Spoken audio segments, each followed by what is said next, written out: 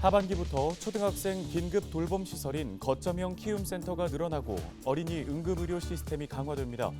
장애인의 교통권 확보를 위해 버스 요금이 지원되고 대학생들을 위해서는 1,000원의 아침밥도 제공되는데요. 하반기 서울시에 달라지는 정책들을 알아봤습니다. 구립 양천교육지원센터 조성을 위한 예산 9억 원이 구의회를 통과했습니다. 이기재 양천구청장의 공약 사업이기도 했던 교육지원센터 건립 예산이 구의회를 통과하게 되면서 사업이 앞으로 속도를 내기로 했습니다. 서울시가 수돗물인 아리수의 품질을 높여 이용률을 현재 36%에서 50%까지 끌어올리기로 했습니다. 이를 위해 기존 정수 과정보다 처리를 강화한 초고도 정수 처리를 도입하고 상수도관 254km를 정비하며 로봇을 활용해 주기적으로 세척하기로 했습니다.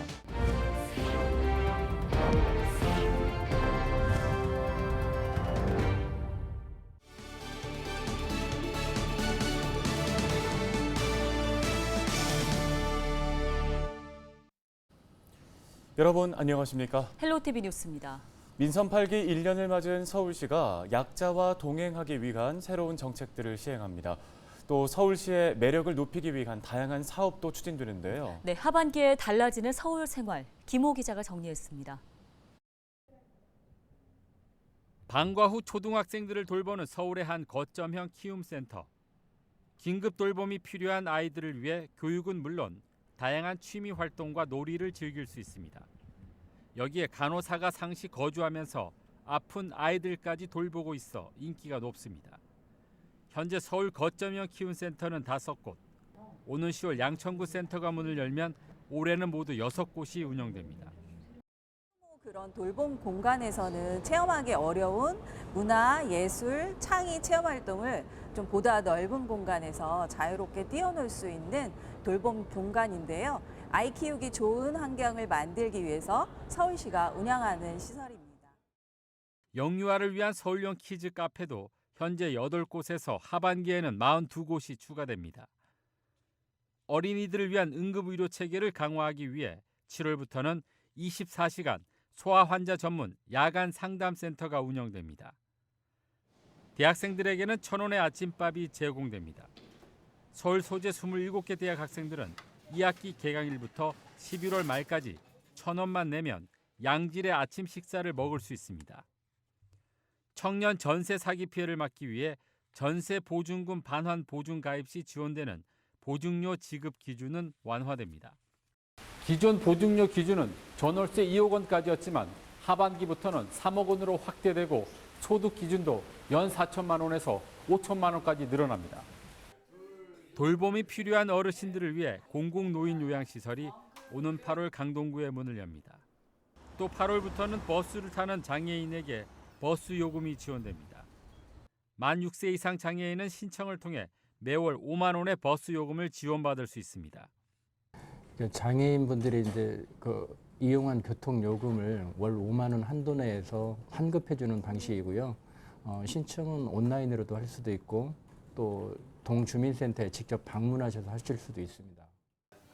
이 밖에 어르신들이 디지털을 배우고 체험할 수 있는 디지털 동행 프라자가 오는 10월부터 은평구와 영등포구에서 시범 운영을 시작하고 주민이 청구 서류를 직접 제출했던 주민감사 청구는 다음 달 1일부터 온라인으로 가능해집니다. 헬로티비 뉴스 김호입니다. 다음 소식입니다. 이기재 양천구청장의 공약 사업인 구립 양천교육지원센터 건립 예산안이 구의회 문턱을 넘었습니다. 양천구의회는 29일 제301회 정례회 3차 본회의를 열고 2023년도 1회 추경안 등 4건의 안건을 처리했습니다. 추경안은 구청에서 편성한 496억 원 중 1억 2,800만 원은 삭감되고 1억 6천만 원은 증액해 확정됐습니다. 구립 양천교육지원센터 조성 사업 8억 9천만 원과 재건축 안전진단 비용 지원 예산 7억 6천만 원은 원안대로 통과됐습니다. 양천구의회의 다음 임시회는 8월 30일부터 8일간 진행될 예정입니다. 서울시가 수돗물인 아리수의 품질을 높여 이용률을 현재 36%에서 50%까지 끌어올리기로 했습니다. 이를 위해 먼저 기존 정수 과정보다 처리를 강화한 초고도 정수 처리를 도입해 맛을 높이고 냄새를 제거하기로 했습니다. 또 시설 노후화 개선을 위해 2043년까지 7,452억 원을 투자해 정수장 용량을 늘리고 현대화를 추진합니다. 더불어 2026년까지 5,895억 원을 투입해 상수도관 254km를 정비하고 3,160km에 대해서는 로봇 등을 활용해 주기적으로 세척하기로 했습니다. 최근 서울 지역에서 수도 검침원을 사칭해 시민들의 개인정보를 파악하는 사건이 발생해 주의가 필요합니다. 서울시 상수도사업본부는 최근 검침원을 사칭해 개인정보 파악을 시도하거나 검침 방문 사칭 사건 등이 잇따라 발생해 경찰에 수사를 의뢰했다고 밝혔습니다. 사업본부는 신속한 사건 대응과 민원 안내를 위해 검침원 사칭 사건 전담 전화를 개설했으며 유사한 사례 발생 시 신속한 신고를 당부했습니다. 서울시가 다음 달부터 지하철에서 내린 후 10분 내에 다시 타도 요금을 내지 않고 환승 적용을 받을 수 있는 제도를 시행한다고 밝혔습니다. 서울시는 그동안 지하철 하차 후 10분 이내에 탑승해 추가 요금을 납부한 이용자가 하루 4만 명, 연간 1,500만 명에 이른다고 밝혔습니다. 횟수로는 연간 180억 원 상당의 비용을 추가로 납부한 건데요. 기존에는 최초 탑승역에서 하차 후 5분 이내에 재승차했을 때에만 인정돼 시민 불편이 이어졌지만 앞으로는 모든 역에서 10분 이내에 다시 탑승해도 추가 요금을 내지 않게 됐습니다.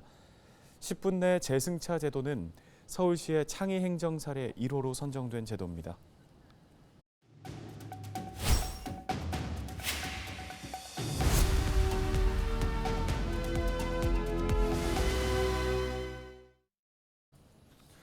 올 하반기 집값 하락세가 이어질 것이라는 전망이 나왔습니다. 다만 상반기보다는 내림폭은 둔화될 것이라고 예측되고 있는데요. 네, 자세한 소식을 창조도시경제연구소 이재무 소장과 함께 짚어보겠습니다. 자, 소장님, 앞서 전해드린 것처럼 한국건설산업연구원이 하반기에는 상반기보다 집값 낙폭이 좀 둔화할 것이다 이렇게 전망을 했습니다. 이에 대해서 어떤 의견이십니까? 글쎄 0.7% 숫자가 뭐 꼭 맞다라고 하기에는 조금 변동성이 좀 크다고 봐야 되겠죠. 물론 이제 지금 현재 1.3 대책 이후에 정부의 대출 규제 완화를 비롯해서 정책 규제 완화로 인해 갖고서 이제 집값의 낙폭이 좀 둔화된 거는 확연하게 보입니다. 그러나 이제 2023년에 누적된 이제 그 가격 하락을 보면 매매 가격 같은 경우 전국에서 한 5.9% 정도 마이너스 났거든요.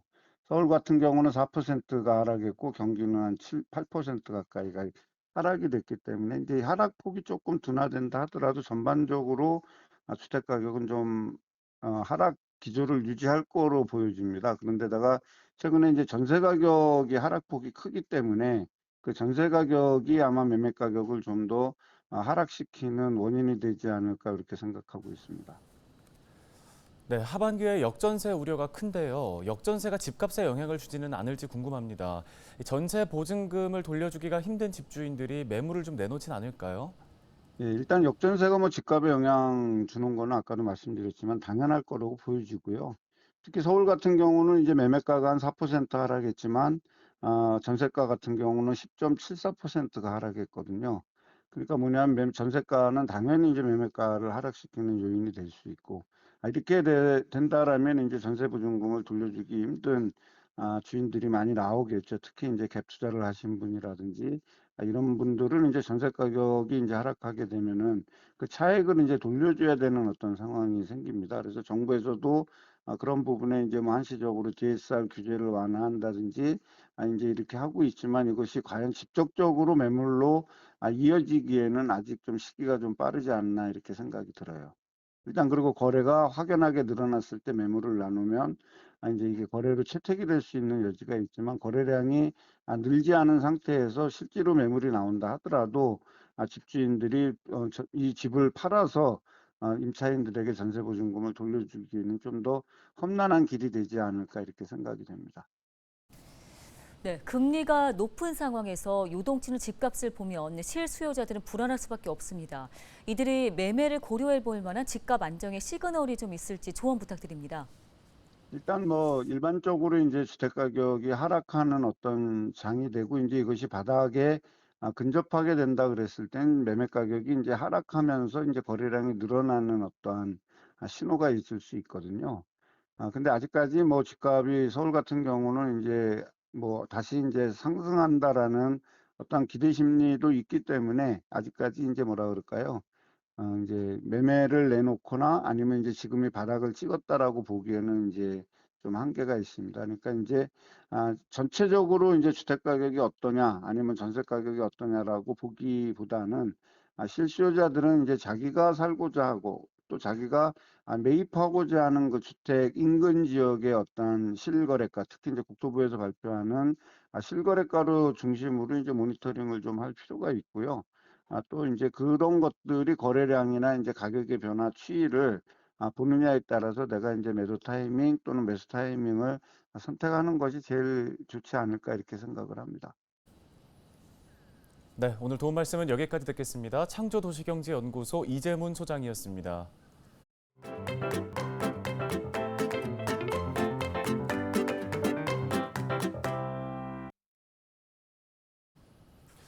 대한민국 국민이라면 누구나 한 번은 가보고 싶어하는 곳이 있죠. 바로 우리 땅 독도입니다. 우리 국민이라면 누구나 갈 수 있지만 1년 중에 입도를 할 수 있는 날이 많지가 않아 참 가기가 힘든 곳입니다. 기자가 간다해서 독도에 다녀왔는데요. 이하영 기자가 소식 전해드립니다. 경상북도 울릉군 울릉읍 독도리. 우리나라에서 가장 먼저 해가 뜨는 섬 독도입니다. 대한민국 국민이라면 누구나 갈 수 있지만 3대가 덕을 쌓아야 한다거나 하늘이 허락해야만 갈 수 있다는 말이 나오기도 합니다. 잦은 비바람과 태풍, 해무로 1년 중 입도할 수 있는 날이 50여일에 불과하기 때문입니다. 우선 독도에 가기 위해서는 울릉도를 거쳐야 합니다. 포항이나 후포, 묵호, 강릉항 중 한 곳에서 배를 타고 울릉도로 이동해 도동이나 저동, 사동항에서 독도로 들어갈 수 있습니다. 당일 기상 상황에 따라 배편의 운항 여부가 달라지는 만큼 선사에 반드시 확인해야 합니다. 울릉도에서 동남쪽으로 백길 따라 200리, 정확히 87.4km 떨어진 독도는 왕복 4시간 정도 소요됩니다. 기자가 간 날은 다행히 파도가 잠잠해 무사히 독도에 발을 내디딜 수가 있었습니다. 날씨가 맑아도 독도에 접안하기가 매우 힘들다고 하는데요. 저는 운 좋게도 독도 입도에 성공했습니다. 독도는 동도와 서도 89개의 크고 작은 바위섬으로 이루어져 있는데 관광객이 들어갈 수 있는 곳은 동도입니다. 독도 이사북길이 적혀있는 도로명 주소 표지판과 대한민국 동쪽 땅끝임을 알리는 둥근 표시석은 인증 사진을 남길 수 있는 필수 코스. 준비해온 태극기를 휘날리며 가슴속에 영원히 독도를 간직합니다. 독도에서 머물 수 있는 시간은 30분. 언제 또다시 올 수 있을까? 하나라도 놓칠세라 사진을 찍고 또 찍습니다. 460만 년 전 검푸른 바다 위에 솟아오른 화산섬. 천연 자원의 보고이자 천혜의 자연환경을 가진 독도. 철새들이 이동하는 길목에 위치해 다양한 철새들이 쉬어가는 새들의 고향. 괭이 갈매기들마저도 어딘지 모를 기계가 느껴지는 이유는 아마도 독도이기 때문일 것입니다. 대한민국의 동해를 지켜낸 독도. 지금까지 굳건하게 지킨 우리 땅. 앞으로도 지켜내야 할 우리 땅. 아름다운 섬 우리의 독도. 누가 뭐래도 대한민국 고유의 영토입니다. 기자가 간다. 이하영입니다.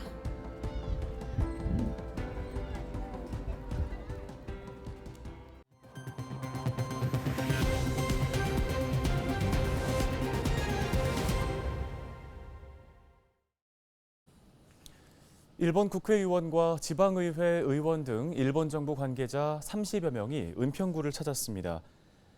은평구는 28일 일본 방문단이 전자정부 구축을 위해 은평구청을 방문했다고 밝혔습니다. 이번 방문은 일본 측의 요청으로 이뤄졌는데요. 방문단은 은평구 스마트 행정통합 플랫폼 스마트도시 통합관제센터를 둘러보고 무인 민원 발급비 등 무인 행정 서비스를 체험했습니다.